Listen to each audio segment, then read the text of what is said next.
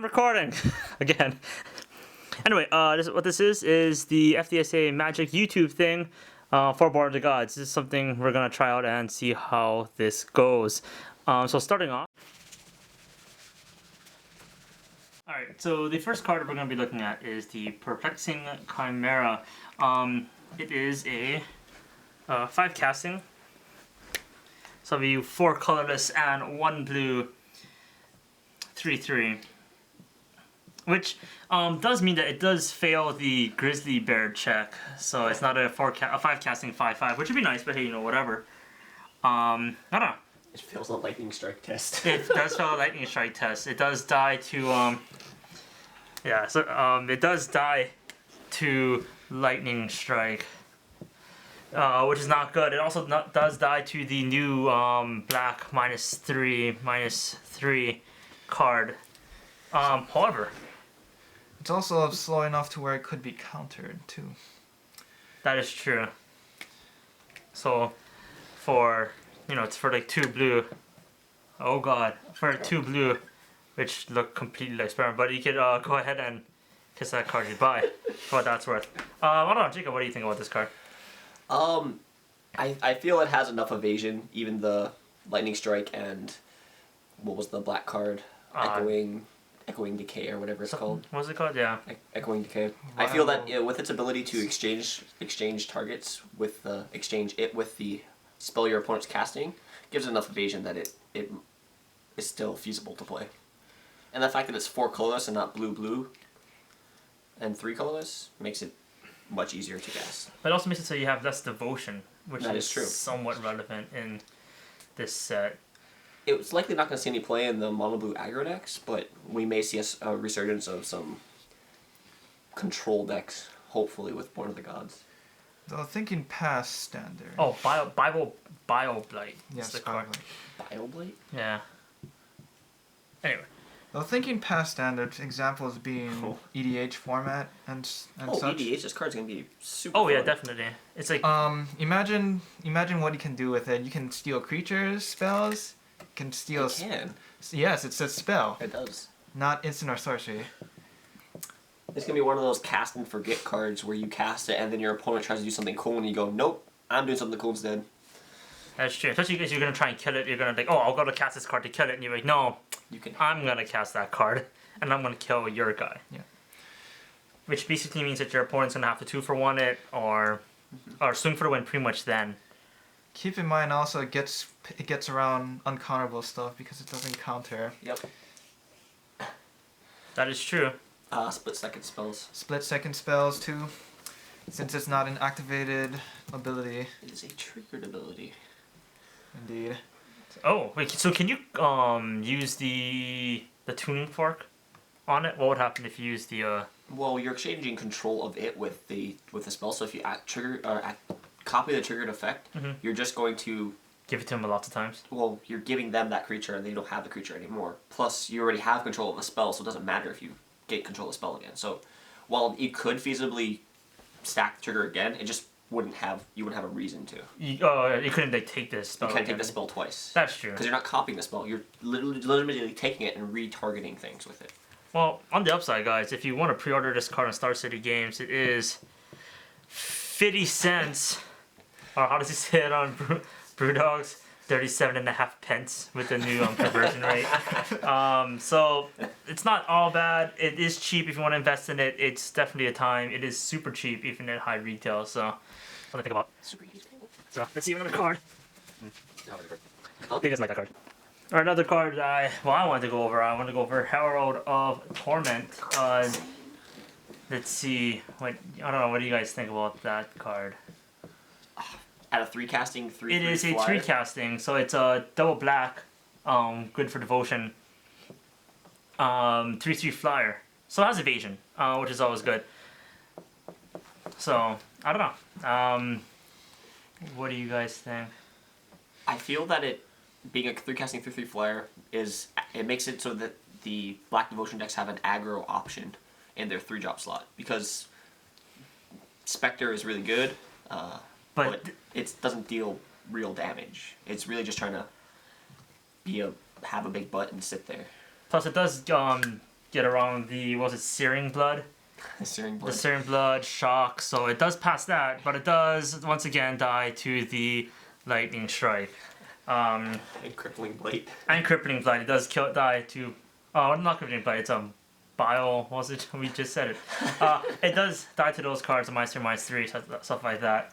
The Bestow is nice though for 5, which is good value compared to most of the other Bestow where you pay 5 for like +1/+1 and lifelink or something like that. You do lose a life every turn, Yeah, but it's the fact that it can bestow, which gives it another option. Its versatility is what justifies the fact that you lose a life every turn. That it's. So do you think that it's good enough that even with the -1 to its devotion, because Spectre has Trip Devotion, and with like 2 more, it would so even the New Gods, on its own, not on its own, but with yeah. I think we might see them both being played in the same decks. I have to disagree. Really? Yeah, because if you're playing both of them, then actually I don't know. Maybe Actually- it might be too much in the 3 slot. Yeah. Or, Yeah, actually, Because you're- Hero's Because Downfall. you're playing Hero's Downfall plus playing the Downfall, Spectre too. but Yeah. you're not ignoring 3-drops. You still have Pack Rat in that deck, and that card's going to be in that deck. Period. That card's amazing. Yeah. And that fills up the 2-drop slot, the 3-drop slot, the 4-drop slot. It fills up all your slots because Pack Rat is what you do with your missing mana. So you really want to be casting 1 3-drop and then moving on to bigger and better things. Also, it gives with the Spectre, it gives you options out of your opponent's deck. Yes. After you get some land if they're not playing the same colors as you. That's true. And it does it is an enchantment creature, so it does die to all the new enchantment removal that is going around. Which will be start seeing play with the other cards we may be talking about in Yeah. the very near future. Definitely. So, good, bad, seems alright. It can't be less last breathed. Last breathed? That's the way I'm gonna say it. Which is good, and it does. But on the bottom side, it does also get stolen with domestication, which is why everyone's running it too. For Spectre. Domestication is not. It should not be a benchmark. Domestication is really It's powerful. mono. Yeah, mono blue. It might as well be a control magic. So. Yep. Then again, you can always cast it. Like it has to be on your guy. Bestow. Yeah. Well, it's an enchant creature at that point, so Yeah. you're casting as if it was an enchant creature. So you Wow. can technically enchant your opponent's creatures, but No, because you could do it to your like your Spectre to get it Mhm. off of domestication, which would be kind of cool. I don't know. So between it, this one of those cards I'm kind of in between it. However, once again, it's on Star City Games, and if you do want to pre-order this card, it is $1 or 99 cents, which might also be I feel $1. that this is a card that will go up in price after it sees some play. Yeah.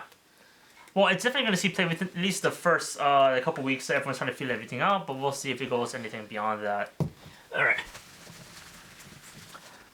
Another card, obviously, we need to talk about because you talk about it is Pain Seer, and Dayton's nodding his head. He likes it. It's a 2-cast 2/2, so it does pass the Grizzly Bear check. I don't know if I can make a sound effect for that or something, but bam, it does pass that. He's a growl. Growl like a. Any case, it is probably well, if nothing else, it is the best inspired card, in my opinion.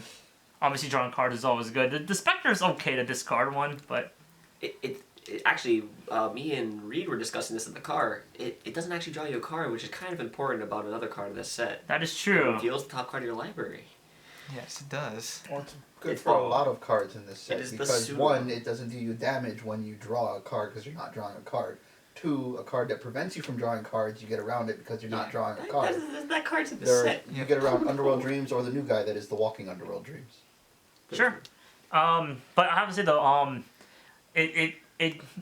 really hurt after, Blood Scrivener? Blood Scrivener? Blood Scrivener. Yeah, Blood Scrivener, man, I'm hurt. I was hurt. I thought he was gonna be cool. If you guys don't know, it's was it 2-casting 2/1. 2/1, yeah.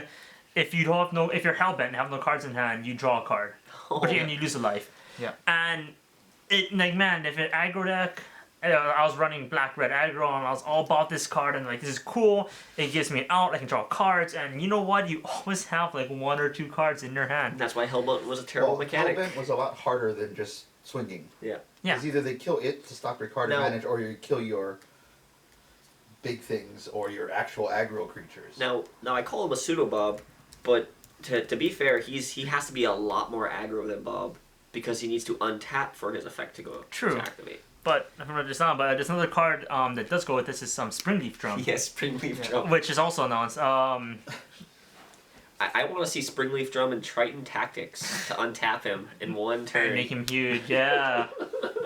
The problem I have with this card too is that it does require other cards. Yes. Yes, it does. Like given you have a 2-cast and 2/2, and if he has no creatures in the way, great. That's awesome. Let's get there, and it's untap and not draw, but put cards in your hand, per se. Yeah. But I don't know. I like him. I don't like him. He's cool that he's the promo for top 8. I feel you'll have to be much more aggro with this card. But he does die to everything. He dies to Magma Jet, and Searing Blood, and everything that we mentioned prior, which we're probably still In remember. the context of standard, though, I think Pain Seer won't see that much play. He'll see. Oh, he will. He'll see. I think you'll see more play than Only in because modern. whenever he swings, he replaces himself. Even unless you're swinging into someone bigger, he's not gonna do Telling you. something stupid. Blue black control with Triton But Tactics. if you guys. swing with him, you can keep drawing the cards to prevent him from dying, or he's gonna replace himself.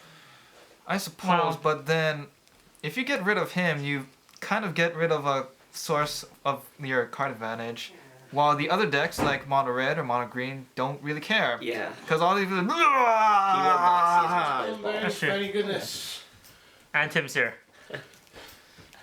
Thank goodness. But in any case, time will tell. And if you do want to pre-order this on Star City, it is $11.99. That's kind of hefty price to pay for those things, but you Yeah, never that's know. why I'm not pre-ordering. they might go up, they might go down. We might see another one of those like, significant I drops. think he'll hit $8. Rare. But we'll see. I'd say an $8 rare, man. He'll get there. He'll still stick. He'll get $8. He'll be Bob. Almost.